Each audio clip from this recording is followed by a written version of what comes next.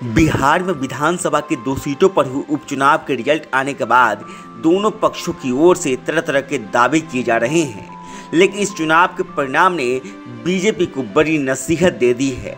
अगर आखिरी वक्त में चिराग पासवान बीजेपी के लिए मैदान में नहीं उतरे होते तो भाजपा का क्या हश्र होता। सियासी जानकार मान रहे हैं कि चिराग अगर बीजेपी के साथ नहीं होते तो फिर बीजेपी की नैया डूबनी तय थी।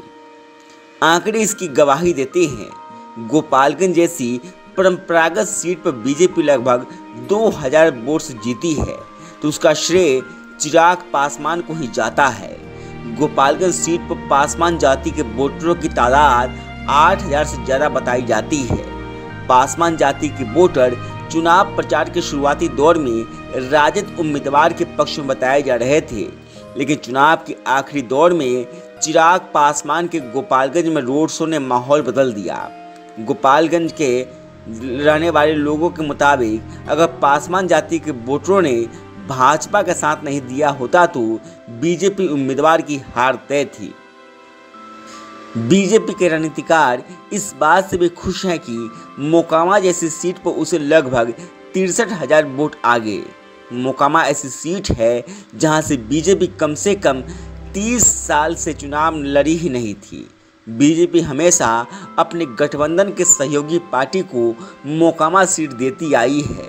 पहली दफे चुनाव लड़े बीजेपी 63,000 वोट ले आ पाना अपनी उपलब्धि मान नहीं है, लेकिन इसमें भी चिराग पासवान ने बड़ा रोल निभाया है।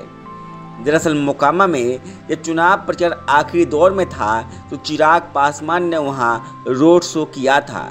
चिराग के रोड शो में उमड़ी भीड़ ने ही माहौल बदला।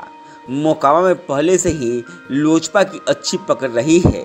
पिछले विधानसभा चुनाव में भी लोजपा ने अपने दम पर उम्मीदवार खड़ा किया था तो उसे 13,000 से ज़्यादा वोट आए थे। मोकामा में पासवान जाति के वोटरों की संख्या 12 से 15,000 के बीच बताई जाती है। मोकामा के लोगों के मुताबिक चिराग पासवान के रोड शो के बाद पासवान जाति के वोटरों ने सड़क पर ऐलान करना शुरू कर दिया कि वे बीजेपी को वोट देंगे। इसके बाद ही दूसरे तबके के लोगों को लगा कि बीजेपी रेस में है, लिहाजा दूसरी जाति का वोट भी भाजपा में जुड़ता गया। तभी भाजपा 63,000 वोट लाने में कामयाब हो पाई। इस चुनाव ने बीजेपी को भी ये मैसेज दिया है कि अगर बिहार फतह करना है तो दूसरी पार्टियों से गठबंधन करना होगा, लेकिन ऐसी 1-2 ही पार्टियां हैं जो भाजपा के साथ तालमेल कर सकती है। नीतीश और तेजस्वी पहले से ही 7 पार्टियों का महागठबंधन बना कर बैठे हैं। इसमें जेडीयू, राजद, कांग्रेस, हम, माले, सीपीआई और सीपीआईएम शामिल है।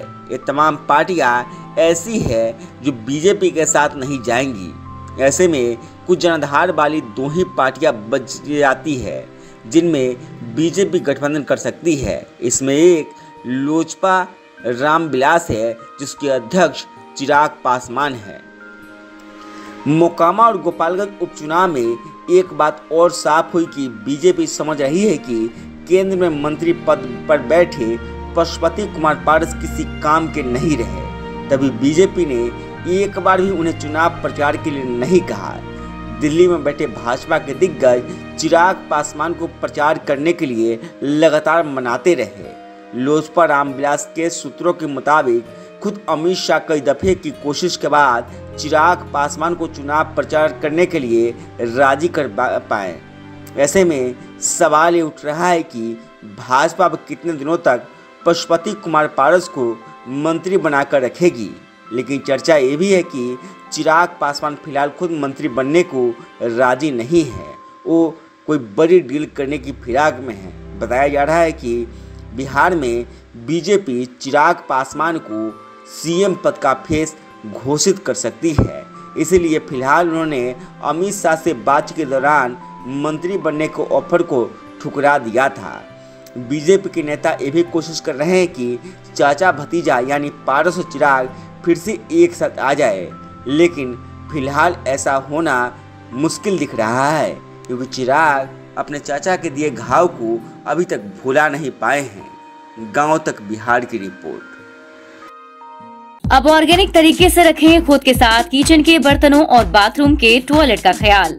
अकासा लेकर आया है organic hand wash, shampoo, toilet cleaner के साथ ढेर सारे प्रोडक्ट जो करे आपका और आपके घर का कंप्लीट केयर।